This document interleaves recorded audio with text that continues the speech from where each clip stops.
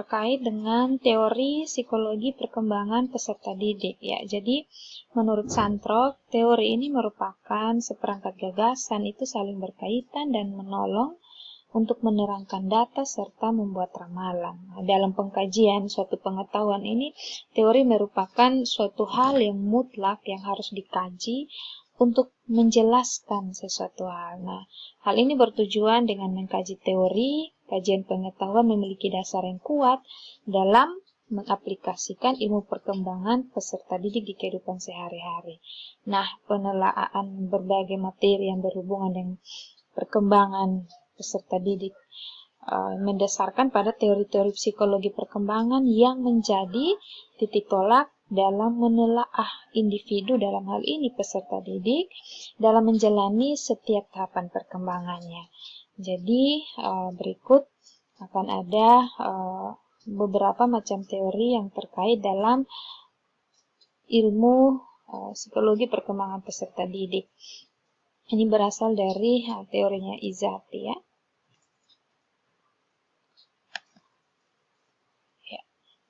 Yang pertama yaitu teori psikodinamika. Ini pencetusnya adalah Sigmund Freud ya. Ada dua orang yaitu Sigmund Freud dan Erik Erikson. Yang pertama Sigmund Freud.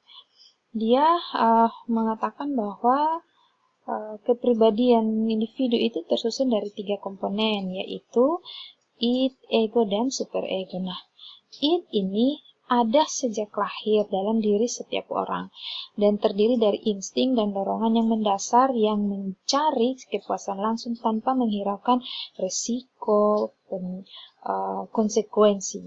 Nah, jika tidak dikendalikan, id ini akan menempatkan individu dalam konflik yang mendalam dengan orang lain dan juga masyarakat.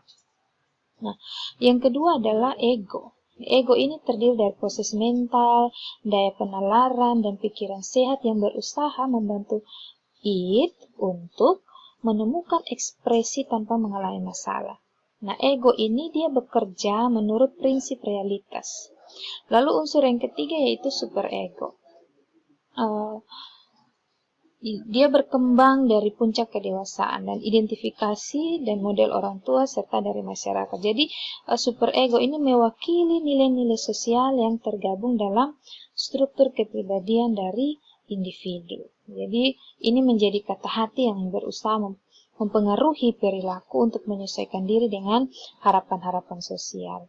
Nah, kalau id dan superego ini memang sering bertentangan sehingga menyebabkan kesalahan, kegelisahan, dan gangguan. Sedangkan ego ini dia berusaha untuk memperkecil konflik dengan menjaga keseimbangan dan dorongan insting dan larangan-larangan dalam masyarakat. Nah, menurut Freud, salah satu cara mengurangi atau menghilangkan kegelisahan dan konflik adalah dengan menggunakan mekanisme pertahanan atau defense mechanism.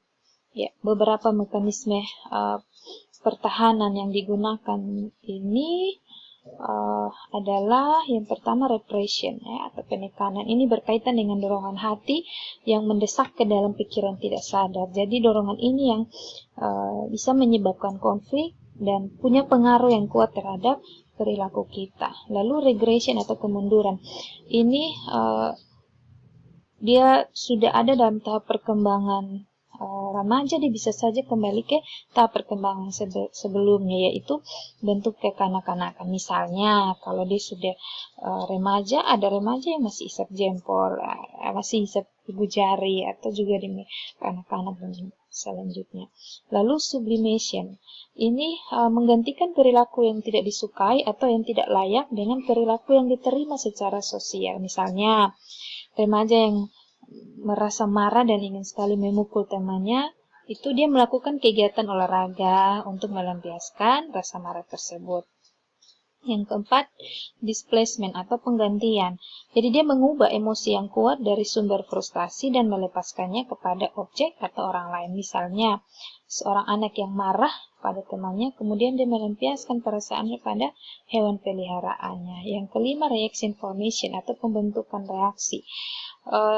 Ini berlawanan dengan perasaannya untuk menyembunyikan perasaan-perasaan atau kecenderungan yang tidak diterima. Contoh, Kalau ada remaja atau peserta didik yang menyukai teman sebayanya, justru dia tidak memperlihatkan perilaku yang sebenarnya, tapi yang sebaliknya dia membenci orang itu, dia tidak menyukai orang itu, dan sebagainya. Nah, adapun tujuan setiap mekanisme pertahanan ialah menekan atau menolak keinginan-keinginan yang mengancam di luar kesadaran. Yang berikut Erik Erikson ya, ini beliau. Dia merupakan penganut teori psikodinamika atau psikoanalisis dari Freud. Menurut dia, ada dua hal yang perlu mencermati dalam perkembangan psikososial Erikson itu, bahwa tiap individu itu akan melewati tahapan perkembangan sosial yang sama.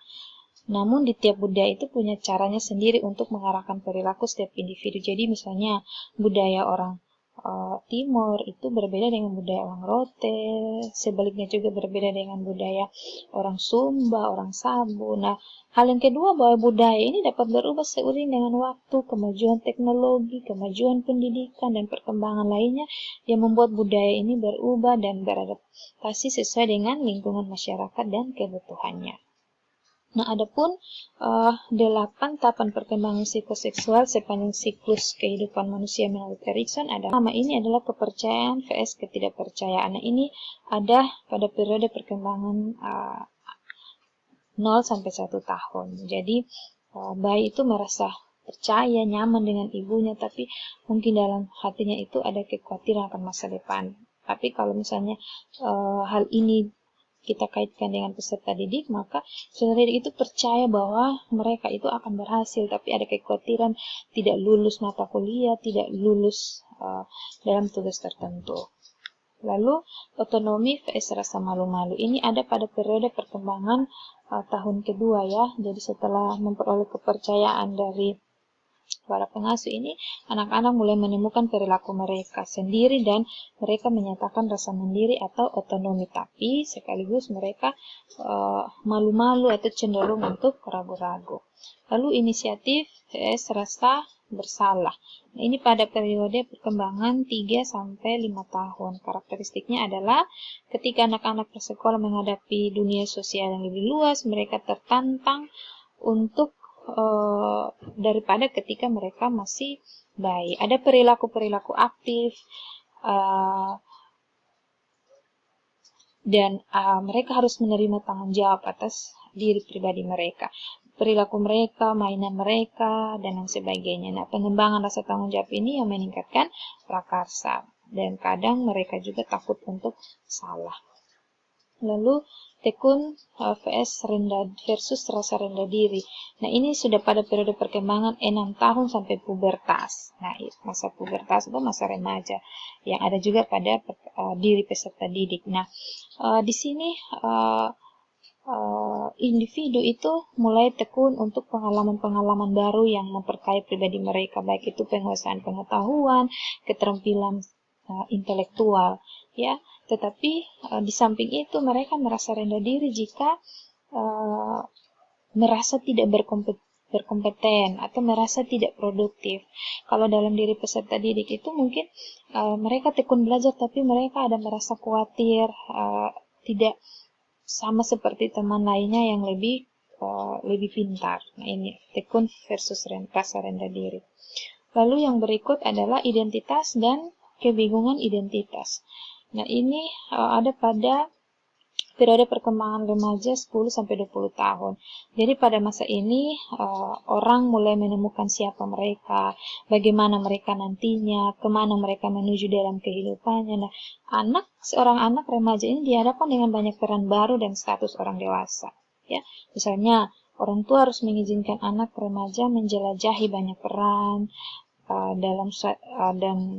dan jalan yang berbeda dalam suatu peran khusus. Jadi jika anak remaja itu menjajaki peran-peran semacam itu dengan cara yang sehat dan tiba pada suatu jalan yang positif untuk ikut dalam kehidupan, maka identitas yang positif akan dicapai. Ya.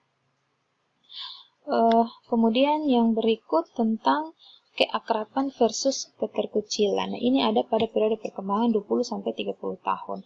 Jadi mulai membentuk relasi kedekatan dengan orang lain, tapi sekaligus merasa terisolasi itu akan terjadi dalam diri mereka. Lalu bangkit versus tetap mandek. Ini usia 40-50 tahun, sudah usia lansia ya. Lalu keutuhan dan keputusasaan. Ada rasa telah mencapai tingkat usia yang matang, tetapi cenderung putus asa karena menghasilkan rasa bersalah atas kehidupan masa lalu. Yang berikut teori behaviorisme atau belajar sosial, ini adalah dari Skinner. Jadi menurut Skinner, bahwa sesuatu itu dia dapat diuji hanya apabila dapat diamati atau dapat diukur. Nah, menurut aliran ini lingkungan itu berperan dalam menguatkan perilaku tersebut. Hasil interaksi dengan lingkungan, dengan teman, dengan anggota keluarga serta masyarakat itu akan membentuk perilaku seseorang, ya. Lalu teori belajar sosial Albert Bandura, dia yakin bahwa perilaku seseorang itu merupakan hasil dari mengamati perilaku orang lain. Jadi dengan kata lain, perilaku individu itu mengadopsi dari perilaku orang lain. Nah, proses ini disebut dengan modeling atau imitasi, ya, karena di dalam ketika seseorang misalnya ayahnya menunjukkan perilaku seperti ini, anaknya ikut, atau ayahnya sedang pegang laptop, anaknya ikut. Nah, itu modeling atau imitasi. Nah, kalau orang tua olahraga, anak ikut olahraga. Kalau temannya ikut TikTok, temannya bisa membaca, suka baca. Nah, teman sebanyak juga ikut, suka belajar, temannya ikut. Kemudian kalau bergaul dengan orang yang suka marah, ya kita jadi pemarah. Perokok, ya kita juga jadi perokok. Kalau suka ke sekolah, ya kita juga rajin ke sekolah, dan sebagainya. Nah, kemudian teori humanistik dari Carlo Buller, dia mengatakan bahwa orang mampu membuat pilihan yang cerdas untuk bertanggung jawab atas perbuatannya. Jadi, manusia itu dapat mencapai prestasi dalam diri mereka dan dunia itu karena dalam diri sendiri. Lalu teori hierarki kebutuhan Abraham Maslow, dia mengatakan perilaku manusia itu karena sebagai motivasi untuk memenuhi kebutuhan. Ada kebutuhan paling dasar fisiologis, kemudian kebutuhan rasa aman, sosial, afeksi relasi keluarga, penghargaan, ada tanggung jawab, reputasi, dan aktualisasi diri. Lalu teori pertumbuhan sosial dari Carl Rogers, dia mengatakan bahwa jika orang diberi kebebasan dan dukungan emosional untuk bertumbuh, mereka bisa berkembang menjadi manusia yang berfungsi secara penuh. Ini perlu dukungan. Jadi seorang peserta didik, dia bisa mencapai tahapan pembelajarannya dengan baik jika didukung oleh dapat memahami usia perkembangannya itu dan dapat menuntun pada pencapaian tujuan pembelajaran. Nah, Carl Rogers mengatakan bahwa jika kita memiliki citra diri yang buruk atau berperilaku buruk, maka memerlukan cinta, persetujuan, persahabatan, dan dukungan orang lain. Nah, ini disebut dengan unconditional positive regard, memberikan dukungan dan apresiasi kepada individu tanpa menghiraukan perilaku yang tidak pantas secara sosial. Jadi, seburuk apapun seorang peserta didik, dia butuh persahabatan, dia butuh untuk dikasihi, dia butuh untuk diperhatikan, dia butuh untuk mendapatkan dukungan sosial, dukungan emosional. Kemudian teori kognitif dari Jean Piaget mengajarkan bahwa perkembangan kognitif itu karena kedewasaan otak dan sistem saraf dalam adaptasi lingkungan. Jadi anak-anak itu perlu menyesuaikan diri dengan dua cara, yaitu asimilasi dan akomodasi. Lalu yang berikut Vygotsky itu dia mengatakan bahwa pembelajaran dan perkembangan itu sudah sejak dari awal perkembangan manusia, dan perkembangan kognitif itu saling berhubungan dan kontribusinya itu penting bagi interaksi pendidik dan teman sebaya dalam mengembangkan pengetahuan. Perlu ada interaksi yang positif. Teori ekologi oleh Uri Bronfenbrenner ini ada 5 sistem dalam lingkungan dalam perkembangan itu, yakni mikrosistem, mesosistem, ekosistem, makrosistem, dan kronosistem. Dan terakhir teori etologi dari Lawrence, ini perilaku adalah produk dari evolusi dan ditentukan secara biologis. Baik, terima kasih teman-teman. Kita akan